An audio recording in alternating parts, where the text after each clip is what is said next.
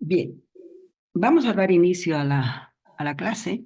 La anterior clase nos habíamos quedado en hipertrofia fisiológica del músculo liso, cuando estuvimos hablando del aumento del tamaño del miómetro durante el embarazo, puesto de que acá cuando la mujer está embarazada hay los niveles de estrógeno, las hormonas estrogénicas se aumentan y el miómetro, que es un músculo liso, por supuesto que va a responder aumentando el tamaño de sus fibras musculares, de sus componentes metabólicos, de sus componentes estructurales y sus componentes funcionales. Pero sabemos que el músculo liso es eh, pertenece a la familia de las células estables, y estas células estables, cuando son estimuladas por hormonas o factores de crecimiento, pueden lograr entrar otra vez al ciclo mitótico, al ciclo celular y terminar dividiéndose. Pero esta división que realiza el músculo liso es muy ínfima, es muy pequeña, ¿no es cierto? De todos modos, también cuando estamos hablando de la hipertrofia del miómetro uterino durante el embarazo, habría cierta división de las células musculares lisas. Y no se olviden nunca que todos los tejidos del organismo tienen células madre tisulares que, sin necesidad de ninguna estimulación, ni de hormonas, ninguna estimulación, estas células constantemente se van dividiendo, pero no es eh, el mecanismo como para poder explicar por qué el miometrio en el útero aumenta de tamaño. Entonces, necesariamente vamos a decir de que para hablar de hipertrofia del músculo liso durante el embarazo, tenemos que hablar del aumento del tamaño de cada una de sus fibras musculares lisas. Eso es lo más importante. Por supuesto que hay estas fibras musculares lisas que pueden entrar al ciclo mitótico y terminar de dividirse, pero no es gravitante. Igual las células musculares, las células madre tisulares también constantemente se van dividiendo en los tejidos, pero tampoco es gravitante, ¿sí? Conclusión, cuando estemos queriendo explicar el mecanismo de la hipertrofia del músculo uterino, vamos a decir que es por el aumento del tamaño de cada una de sus células musculares que presenta. Bien, vamos a continuar con la hipertrofia patológica. Cuando decíamos que las adaptaciones, que es adquisición de una nueva homeostasia, modificando todos sus componentes estructurales y funcionales que tiene la célula, entonces decíamos de que hay estímulos fisiológicos y hay estímulos patológicos. Y para explicar la hipertrofia patológica tendríamos que hablar de lo que se llama hipertrofia cardíaca, porque aquí el estímulo patológico es una hipertensión arterial. Una de las causas podría ser una hipertensión arterial, pero también podría ser una estenosis valvular o cualquier cosa que no permita que, con la fuerza de contracción de las fibras musculares cardíacas, no pueda llevar la sangre hasta los tejidos. Hay una resistencia que se presenta y, por lo tanto, las células cardíacas, el músculo cardíaco tendría que vencer esta resistencia para poder llevar la sangre hasta los tejidos. Y decimos de que las células del músculo esquelético y las células del músculo cardíaco no tienen capacidad de división, son de la familia de las células que han abandonado el ciclo mitótico y se llaman células permanentes. Entonces, cuando el corazón se ve estimulado por un estímulo patológico como la hipertensión arterial, y veremos qué es la hipertensión arterial. La hipertensión arterial resulta del endurecimiento de la pared de los vasos sanguíneos. Este endurecimiento de la pared de los vasos sanguíneos podría ser, por ejemplo, la formación de placas ateromatosas en la pared de los vasos sanguíneos a nivel de la íntima. ¿Qué es la formación? ¿Cómo se forman las placas ateromatosas? En una hipercolesterolemia vamos a tener este tipo de grasas, que es el colesterol, que se van a depositar en la pared de los vasos sanguíneos a nivel de la íntima. Y a nivel de la íntima, los macrófagos tisulares que se encuentran a este nivel van a tener que fagocitar este material, este colesterol. Entonces estamos hablando de la presencia de células santomatosas. ¿Qué es una célula santomatosa? Es un macrófago cargado de colesterol. Esa es una célula santomatosa. Y el conjunto de células santomatosas forman las placas ateromatosas. Estas placas ateromatosas que pueden llegar a calcificarse. Por eso es que las placas ateromatosas endurecen la pared de los vasos sanguíneos. Entonces, si la pared de los vasos sanguíneos están duras,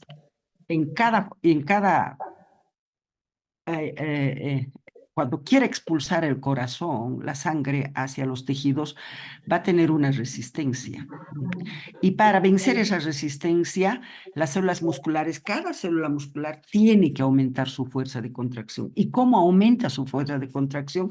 Aumenta duplicando, triplicando todos sus componentes bioquímico-moleculares, y esos componentes bioquímico-moleculares hacen de que se forme mayor cantidad de todos los componentes funcionales, especialmente mayor cantidad de fibras contráctiles que tienen las células musculares cardíacas, ¿no es cierto?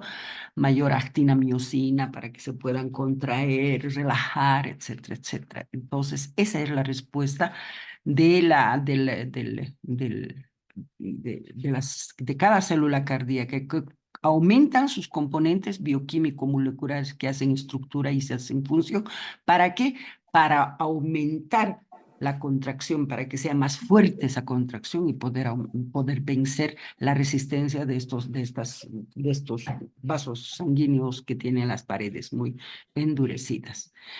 Es así que nosotros podríamos explicar la patogenia de la hipertrofia muscular como una hipertrofia patológica. ¿Sí? Ahora, este hecho de que aumentan sus componentes bioquímico-moleculares para mayor fuerza contráctil que tienen las células y vencer la resistencia que tiene, se dice que es adquirir una nueva homeostasia, ¿no es cierto? Entonces, estamos hablando de la adaptación. Estas células han adquirido una nueva homeostasia y de esa manera han escapado a lo que se dice la lesión celular, que es pérdida de la homeostasia. Ahí está. Las células musculares esqueléticas y cardíacas tienen una limitada capacidad de división celular a partir de las células madre tisulares. No se olviden que todos los tejidos tienen células madre tisulares, que estas son las más indiferenciadas y que no necesitan de ningún estímulo, ni de factores de crecimiento, ni de hormonas, nada, constantemente se están dividiendo. Pero en estos órganos que son permanentes, con células permanentes, es muy limitada esta división de las células madre tisulares y no es suficiente y no es gravitante para hablar de la hipertrofia cardíaca. Tenemos que hablar, cuando estamos hablando de hipertrofia cardíaca, tenemos que hablar del aumento de tamaño de cada una de sus fibras, de sus células musculares cardíacas, y estas células musculares cardíacas, repito, aumentan su tamaño para aumentar más fuerza contráctil a expensas de todos sus componentes bioquímico-moleculares.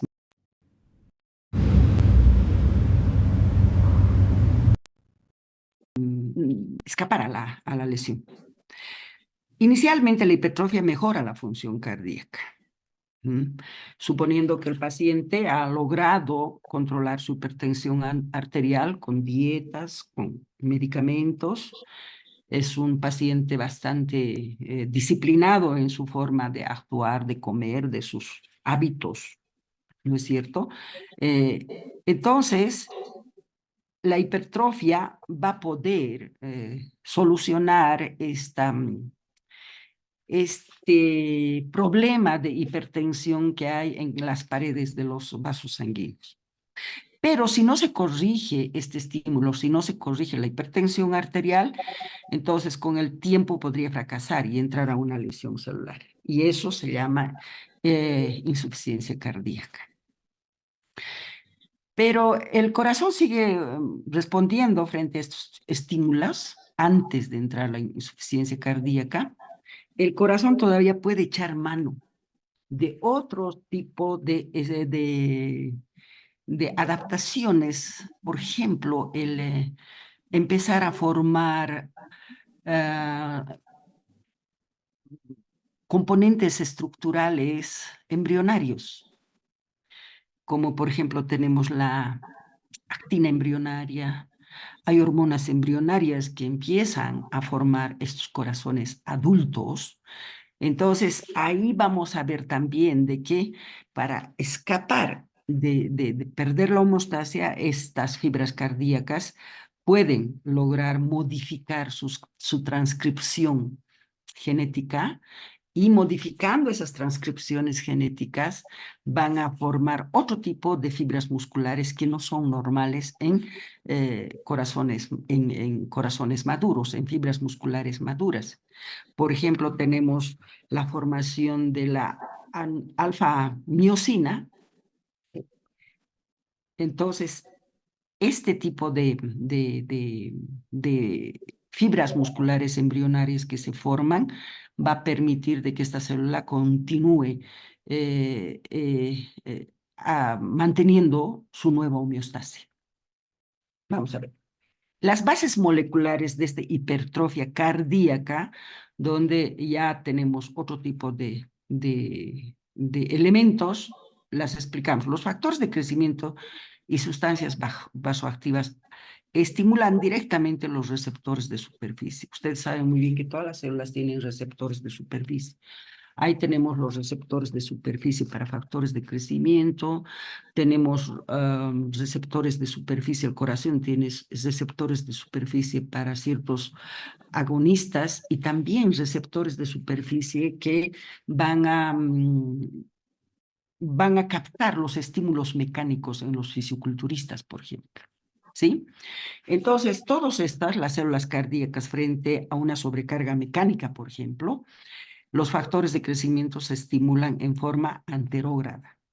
Eso quiere decir desde las vías de señalización, que son los receptores acoplados a la proteína G. Ustedes saben muy bien que estos receptores acoplados a la proteína G y la vía de la fosfatidil-inositol 3 sinasa son los que participan en la estimulación cardíaca.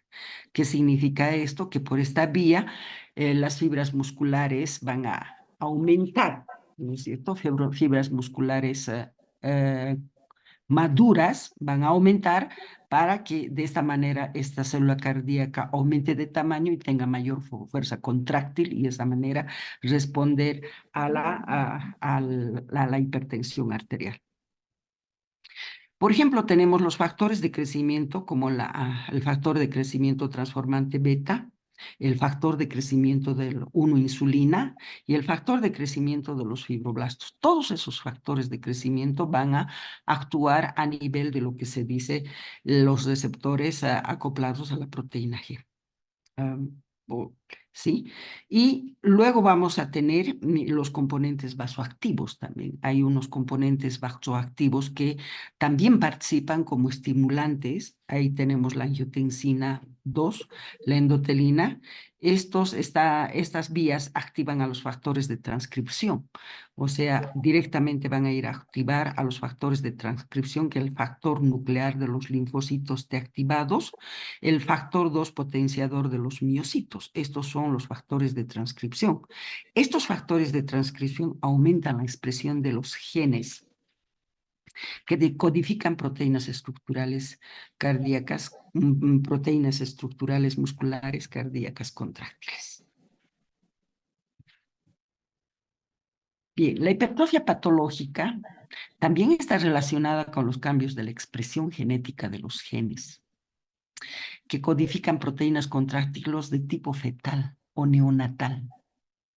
Por eso se dice que esta hipertrofia cardíaca es patológica, pero que en un corazón, suponiendo que todas las proteínas contráctiles maduras han fracasado frente a la hipertensión arterial, entonces el corazón, cada fibra cardíaca va a echar mano a formar fibras cardíacas neonatales. ¿Ah? ¿Por qué? Porque estas fibras cardíacas neonatales son inmaduras, pero funcionalmente muy distintas. Ejemplo, la isoforma alfa de la miosina alfa, es sustituida por la beta. La miosina alfa es la proteína contráctil madura normal, pero la miosina beta es una fibra muscular casi fetal.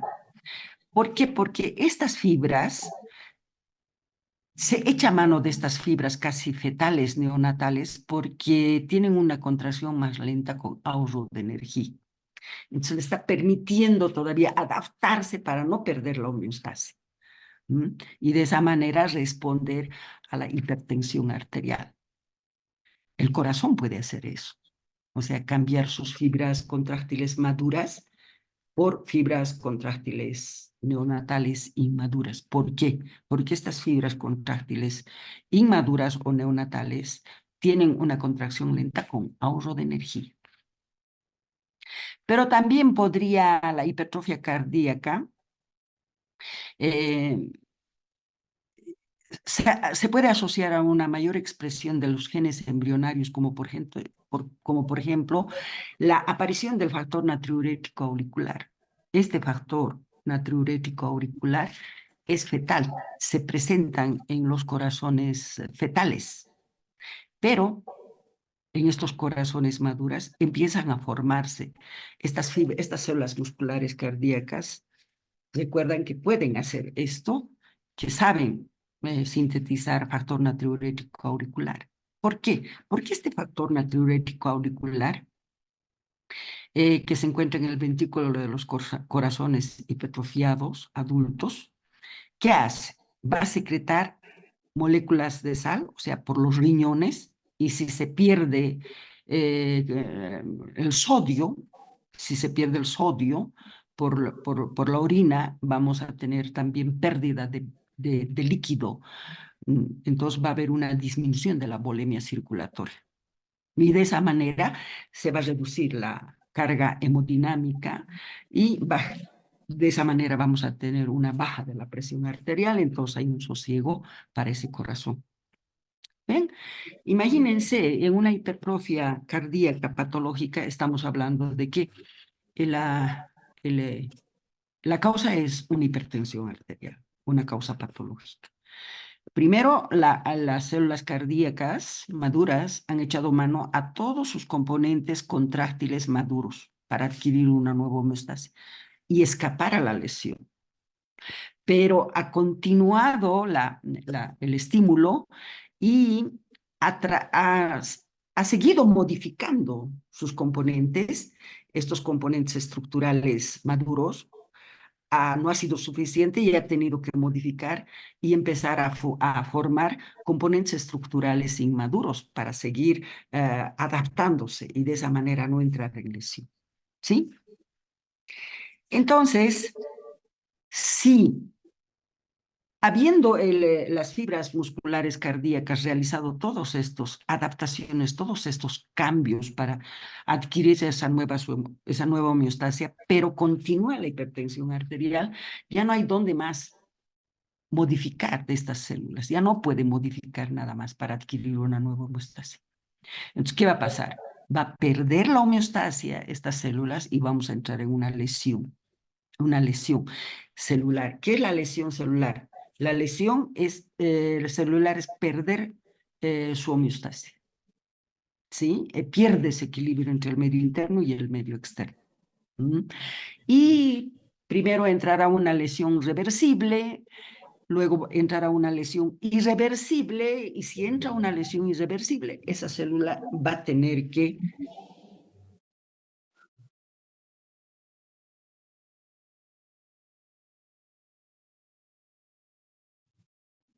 que los con hipertensión arterial generalmente empiezan a, sufrir infartos cardíacos. Y el infarto cardíaco es que estas células han empezado a morir por necrosis, porque no ha podido mantener esa homeostasia. Entra en una lesión irreversible hasta morir por necrosis y eso es el infarto cardíaco. Bien, estos son los mecanismos bioquímicos de la hipertensión, de la hipertrofia del miocardio. Acá les digo todo el mecanismo de la hipertrofia cardíaca. Ahí están los receptores, hay 3 receptores. Estos son receptores, aquí ponen las integrinas. Ustedes saben muy bien que las integrinas actúan como moléculas de adhesión de las células epiteliales al tejido conjuntival. También actúan como receptores, entonces parece que los estímulos mecánicos son captados por estos receptores que son las integrinas. Y luego tenemos este receptor, ¿no es cierto?, que es el receptor 7 receptores acoplados a la proteína G. Ahí van a actuar las hormonas, las angiotensinas. Acá también tenemos el factor de crecimiento que es captado por estos receptores que son específicos para los factores de crecimiento. Entonces, miren, tenemos estímulos mecánicos, tenemos estímulos de los factores de crecimiento y tenemos estímulos de hormonas. Todos estos receptores se estimulan y la información la van a pasar al núcleo para que haga la transcripción genética de la información, ¿no es cierto? Por eso es que aquí hablamos de factores de transcripción, que son estos factores de transcripción. Entonces hace la transcripción en el núcleo y la información de esa transcripción genética que se realiza va a mandar la información al citoplasma, que es el componente metabólico, es donde inicia la respuesta de las células. Entonces, ¿cómo vamos a ver? En primer lugar, va a haber una síntesis de proteínas, van a aumentar la síntesis de proteínas contráctiles maduras. Y eso nos va a llevar a la hipertrofia cardíaca, a mayor rendimiento mecánico. O de lo contrario, va a producir también mayor cantidad de factores de crecimiento. ¿Para qué? Para que se vuelva a estimular esa célula y así es autoestimulación, ¿no es cierto? Entonces, ahí tenemos que se vuelve a estimular para que esta célula sintetice más proteínas contráctiles y aumente de volumen y hipertrofia cardíaca. Pero si este mecanismo de aumentar las proteínas contráctiles maduras normales no es suficiente, entonces vamos a tener de que los factores de transcripción van a cambiar la transcripción genética y en esa transcripción genética van a hacer de que manden la información para que se formen proteínas contráctiles inmaduras. Entonces, los ribosomas van a hacer la traducción de esa información y van a empezar a formar proteínas contráctiles inmaduras, que son las que aumentan el rendimiento mecánico con una menor carga de trabajo, ¿no es cierto? Y también vamos a tener los diferentes hormonas como el factor natriurético auricular, que es la que disminuye la cantidad de sodio dentro del organismo a través de los riñones y eso va a disminuir la volemia de la circulación sanguínea para mejorar la presión arterial. Ese es el mecanismo de la hipertrofia cardíaca como un ejemplo de hipertrofia patológica. Bien, aquí está. Este es un ejemplo de hipertrofia de músculo cardíaco. Aquí hay un miocito, este es el miocito normal, ¿no es cierto?, con un núcleo central único, y miren, van aumentando el tamaño de las células musculares, también el núcleo aumenta, pero sigue siendo central, hay mayor cantidad de fibras contráctiles maduras aquí, y sí, esas fibras contráctiles maduras pueden reemplazarse con las fibras contráctiles inmaduras o embrionarias, y si con eso no logra mantener su homeostasia, entonces este es una imagen de la hipertrofia cardíaca donde vemos que el ventrículo izquierdo, sus paredes están muy engrosadas. las paredes de los ventrículos que están muy engrosadas. Estas es las paredes de la aurícula y esta de los ventrículos, que están completamente engrosadas por la hipertrofia de cada uno de sus células musculares cardíacas. Bien, conclusión. Para hablar de hipertrofia celular, tenemos que decir que el mecanismo es aumento en el número de sus componentes bioquímico-moleculares que hacen estructura y función para aumentar el tamaño de esa célula y de esa manera adquirir una nueva homeostasia y responder las exigencias exageradas del medio externo. ¿Sí? Vamos a analizar el otro extremo de la hipertrofia, que es la atrofia celular. De inicio vamos a hablar de la atrofia celular y después vamos a hablar de la atrofia de los tejidos. Les decía que es el otro extremo de lo que es hipertrofia celular, la atrofia celular.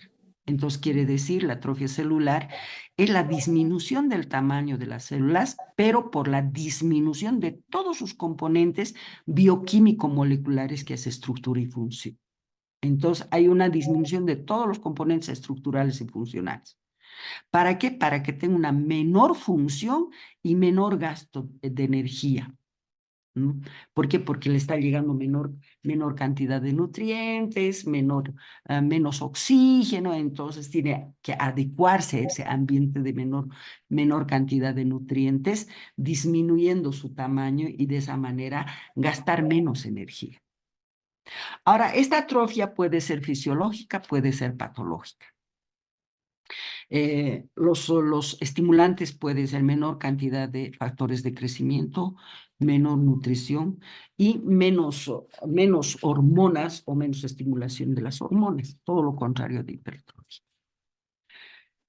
Eso con relación al concepto de atrofia celular. Es la disminución de todos los componentes bioquímico-moleculares que hacen estructura y función de una célula. ¿Para qué? Para que tenga menor tamaño la célula. Y de esa manera adquiere una nueva homeostasia y estamos en una célula que se ha adaptado. ¿Sí? Adaptación quiere decir adquirir una nueva homeostasia para escapar de la lesión. Es una forma de que las células escapan a ser lesionadas. Y la atrofia de los tejidos. Acá tenemos que entender el concepto de lo que es atrofia de los tejidos. Implica, miren, la disminución del tamaño de cada una de sus células. Pero también implica la pérdida en el número de sus células en un tejido. Y la pérdida de cada uno del número de las células es por apoptosis. Cuando estamos hablando de atrofia de los tejidos, vamos a decir, cada una de las células que forman este tejido han disminuido de tamaño. Pero también este tejido ha perdido cantidad de células por apoptosis. Entonces tenemos un tejido disminuido de tamaño. Ahora, la atrofia puede ser fisiológica o puede ser patológica. Se presentan como respuestas fisiológicas normales de algunos tejidos, como la atrofia de algunas estructuras embrionarias, por ejemplo.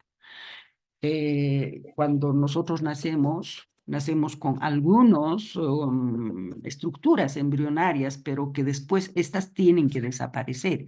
La notocordia, el conducto tirogloso son estructuras embrionarias que cuando nacemos tienen que involucionar. ¿Cómo involucionan? Disminuyendo la cantidad de disminuyendo el tamaño de cada uno de sus células y disminuyendo la cantidad de número de células por apoptosis. ¿Ah? Por apoptosis, entonces las células van a tener que ser eliminadas. El proceso de envejecimiento celular también es una atrofia fisiológica. La involución del tejido uterino gravídico cuando se produce el alumbramiento, cuando se produce el nacimiento del niño, disminuye la cantidad de estrógenos, disminuye, entonces el útero, las fibras musculares tienen que involucionar. involucionan disminuyendo el tamaño de cada una de sus fibras musculares o por apoptosis también, disminuye el número de las células. Ahora también hay respuestas patológicas, atrofia patológica. Cuando los estímulos son patológicos, como ocurre, por ejemplo, en la pérdida de la inervación, la menor cantidad de nutrientes que le llega, por ejemplo, cuando hay un tumor que está comprimiendo los vasos sanguíneos de los tejidos normales, entonces eso va a hacer de que haya menor nutrientes que le llegan a la célula. Entonces, eso también se considera como una atrofia patológica con estímulos patológicos y la respuesta que también va a ser patológica. Ahí vamos a ver cuáles son las causas fisiológicas y patológicas. Falta de actividad o desuso de un órgano. Es patológico cuando hay una inmovilización, por ejemplo, generalmente de los miembros inferiores, de los miembros superiores por una fractura, entonces ahí les vendan, les inmovilizan y eso va a llegar a una atrofia del sistema muscular de sus músculos y eso se llama atrofia patológica. La pérdida de inervación de los tejidos por una denervación, por ejemplo. La disminución del riego sanguíneo que lleva a las células y a los tejidos a una isquemia, como ocurre en la atrofia celular senil. ¿Sí? La desnutrición proteico-calórica. Por ejemplo, aquí hay disminución de los nutrientes, ¿no es cierto? Entonces, eso, las células consumen primero sus reservas para poder subsistir. Si no le llegan los nutrientes, entonces las células que echan mano primero de todo lo que tiene dentro, empiezan a consumir sus propios nutrientes para seguir sobreviviendo y adquirir una nueva homeostasis. ¿Ya? Todos los componentes estructurales y funcionales la va a convertir en energía para seguir subsistiendo. Eso hace cada célula que va a afectar a los tejidos, a los órganos, y los órganos también van a disminuir de tamaño y de función. ¿Sí? Enfermedades inflamatorias. Por ejemplo, algunas enfermedades inflamatorias crónicas cursan con una disminución, con una atrofia, ¿sí? Con una disminución de la masa de los tejidos. ¿Por qué? Porque en las enfermedades inflamatorias crónicas se liberan ciertas citocinas, como por ejemplo el factor de necrosis tumoral. Este es una citocina que es factor de necrosis tumoral que está sintetizada y secretada por los macrófagos tisulares. Entonces, este factor de necrosis tumoral suprime el apetito. Entonces, como no hay apetito, no se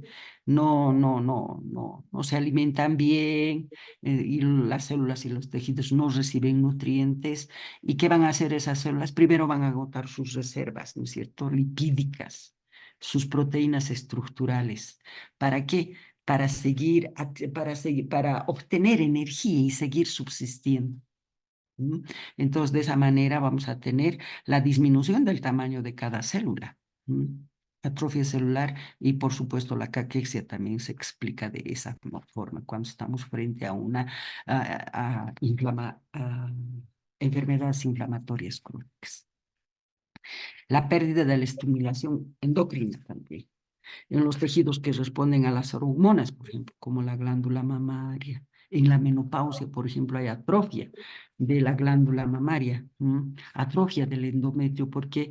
Porque cuando la mujer entra en la menopausia disminuyen sus niveles de estrógeno. Entonces, como no hay estrógenos, hay disminución de estos factores, de estas hormonas, y las células dependientes de esas hormonas, por supuesto, que no van a tener este estímulo y van a empezar a utilizar sus propios componentes estructurales funcionales de la célula, disminuyendo su tamaño.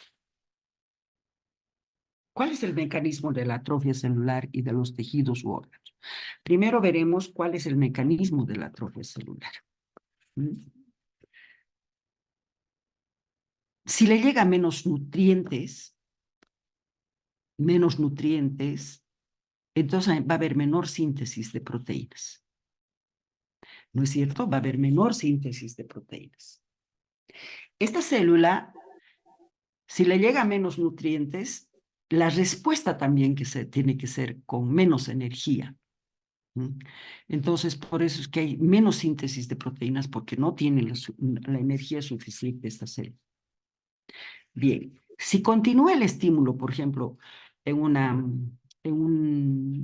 una disminución de la cantidad de nutrientes que le llega, pondremos la isquemia. Isquemia saben muy bien que es la disminución de la circulación sanguínea. Ahí le llegan nutrientes, oxígeno, todo eso. Entonces, ¿qué hace la célula? Responde sintetizando menos proteínas estructurales y funcionales. Y si sintetiza menos proteínas estructurales y funcionales, entonces va a haber menos energía de esa célula y va a responder con menos enérgicamente esas células frente a los estímulos. Pero la célula no quiere perder su homeostasia, entonces, ¿qué hace? Para no perder su homeostasia, va a ir aumenta la degradación de sus componentes estructurales. Porque esta célula quiere seguir sobreviviendo y si no le llegan muchos nutrientes, ¿qué va a hacer esa célula? Va a adquirir energía utilizando sus propios componentes estructurales. Entonces va a ir degradando sus propios componentes estructurales intracitoplasmáticos y de esa manera va a adquirir su energía. Entonces, ¿qué estamos haciendo? Estamos haciendo perder mitocondrias, estamos haciendo perder retículo endoplásmico rugoso, van a tener que degradarse el citoesqueleto, todo eso que tiene la célula, ¿no es cierto? ¿Para qué? Para que sea más pequeñita y de esa manera responder con menos fuerza a las exigencias mínimas, a las exigencias de falta de nutrientes, por ejemplo. ¿Sí? Entonces, para que todo eso ocurra, ¿cómo las células disminuyen de tamaño? Ya sabemos que disminuye de tamaño. Utilizando sus propios componentes estructurales y funcionales, de dos maneras. Primero, va a tener que degradar sus propias proteínas estructurales y funcionales. Estamos hablando de las proteínas del citoesqueleto, de las proteínas funcionales como la ubiquitina, después las chaperonas, esas proteínas que manejan a los organitos intracitoplasmáticos, la dineína, la cinesina, todas esas son proteínas funcionales. Esas también tienen que disminuir. Y como son proteínas, entonces hay un sistema de degradación de las proteínas dentro de la célula que son los proteosomas. Los proteosomas son organitos intracitoplasmáticos no membranosos exclusivamente para degradar proteínas. Entonces son enzimas que degradan proteínas, por eso se dicen proteosomas. Entonces vamos a tener que los proteosomas van a degradar estas proteínas. Entonces hay una degradación de las proteínas estructurales y de las proteínas funcionales de la célula. Proteínas estructurales, citoesqueleto. Proteínas funcionales, ubiquitinas, chaperonas, después de dineínas, cinesinas, todas esas. Tienen que disminuir esas. ¿Por qué? Porque la célula tiene que funcionar bien poquito para poder ahorrar energía. ¿Sí? Pero no solamente se pierden proteínas estructurales y funcionales. ¿Ah? También tiene que echar mano de todos sus otros componentes. ¿Ah?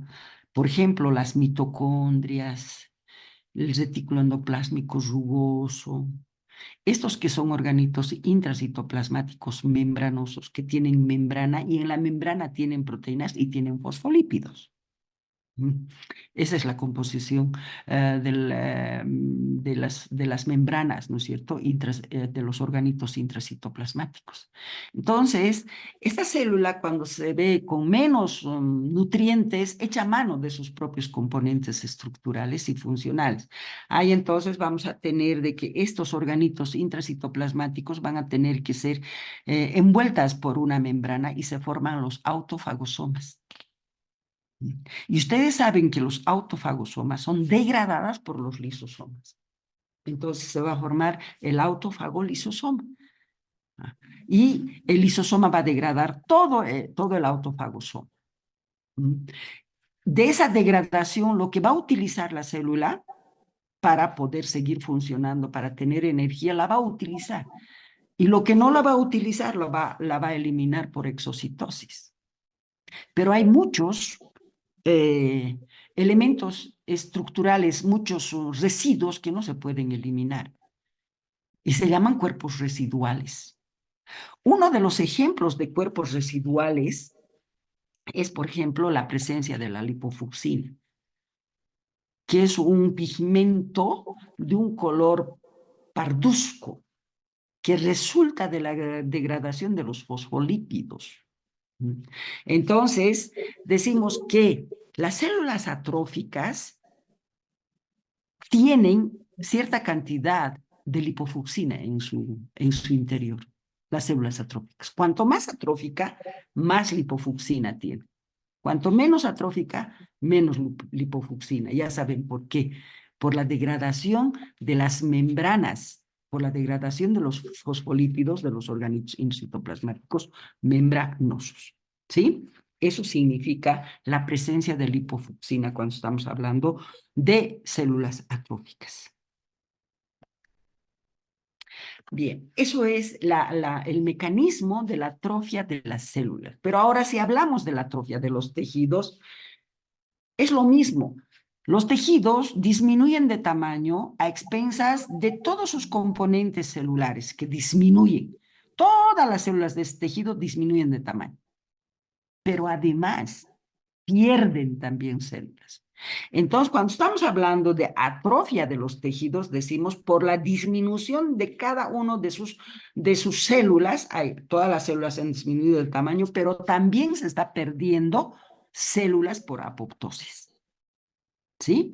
Entonces, hay disminución del tamaño de las células por consumo de sus componentes celulares y pérdida en el número o la cantidad de células por la muerte celular por apoptosis.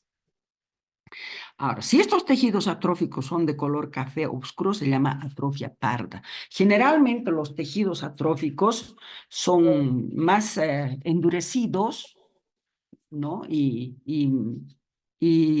se colorean de un color café oscuro. A eso se llama atrofia parda. Son órganos disminuidos de tamaño y de un color azul por la lipofucsina. Es el pigmento de desgaste de las células, ¿no es cierto?, que han entrado en la atrofia. Acá está la etiología para la atrofia celular: el hambre, el envejecimiento, las insuficiencias circulatorias, presiones locales, oclusión de los conductos, hormonas, la denervación, agentes tóxicos también, fármacos, radiaciones, todos esos te pueden llevar a la atrofia celular. Ahora, morfología. Acá tenemos la macroscopía. Macroscópicamente vamos a ver, cuando estamos viendo un órgano, disminución del tamaño del órgano y aumento de la consistencia. Todos los órganos atrofiados son más fibróticos, por eso tienen una consistencia más aumento de la consistencia, y pálida es, o puede ser de un color parduzco. Y microscópicamente vamos a ver disminución del tamaño de las células, los núcleos pignóticos. Vamos a ver pigmento de lipofucsina. Cuanto más lipofucsina existe, más atrófica es ese órgano. Y no se olviden que el envejecimiento celular también es considerado como una atrofia fisiológica. El aumento de colágeno intersticial y la degeneración gelatinosa que se puede ver macroscópicamente. Miren, degeneración gelatinosa hay cuando estamos viendo microscópicamente nosotros las células atróficas. Ahí tenemos un ejemplo de atrofia de un órgano, la atrofia cerebral. Este es un cerebro normal donde ven los surcos y las circunvalaciones. Si ustedes ven, los surcos son más profundas y las circunvalaciones son más aplanadas y más dimensiones, se podría decir. Mire, los surcos son profundos y las circunvalaciones aplanadas. Esa es y si ustedes ven, esto es más pálido y este ya tiene un color un poco más oscuro, atrofia, ¿sí? Por la lipofusia. Bien, muchachos, esa es la clase de hoy día. Vamos a hacer el miércoles lo que es hiperplasia, metaplasia y displasia. Con eso vamos a terminar adaptación. Gracias, que les vaya bien. Es, doctora.